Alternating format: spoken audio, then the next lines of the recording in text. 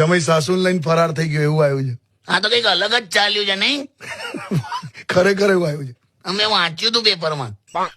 અમારી વખતે કેવું હતું, હા છોકરી જોવા જાય ને હા તો છોકરીની નાની બેનને સંતાડી દેતા હતા. હે એવું હાલ આ લલચાઈ જાય અમુક આ પુરુષો.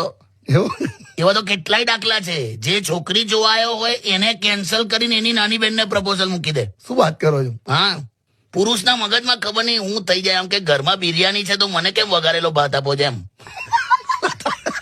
એટલે નાની બેનને હંતાડી દેતા હતા. હા પણ અત્યારે જે ચાલ્યું છે, હા પુરુષોએ હદ કરી નાખી છે. બેન તો ઠીક, સાસુને હો હંતાડી દેવી પડશે લા. જો જમાઈ સાથે સાસુ ફરાર, જીજા સાથે સાડી ફરાર, દિયર સાથે ભાભી ફરાર, જેઠ સાથે દેરાણી ફરાર. આર્યભટ્ટ જીવતા હોત ને તો કન્ફ્યુઝ થઈ જાત કે હવા કેવા ગણિત ચાલ્યા છે. ક્યાં આવ્યા ભાઈ તમે? તારે મેં તો એવું નક્કી કર્યું છે કે હું છોકરી જોવા જાઉં ને જે દિવસે હા તમને લેતો જઈશ. હું કહીશ કે અમારા કાકા છે હા અને પછી છે ને તમારે ડાયરેક્ટ બેવડા હાથે વાત કરી લેવાની. શું કરવાની? એટલે તમારે પ્રપોઝ કરવું હતું આમ આટલું જ કરવાનું. હે લે કચક લે લે હવે ઈશારા કર મારી અમે ગધડા ના ના એટલે કરી નાખું એક જ સેકન્ડમાં, હાથ પકડીને પ્રપોઝ કરું. પણ પછી મને કે મારી જમાનત કોણ કરાવશે? ખોટી ખોટી સલાહ આપે.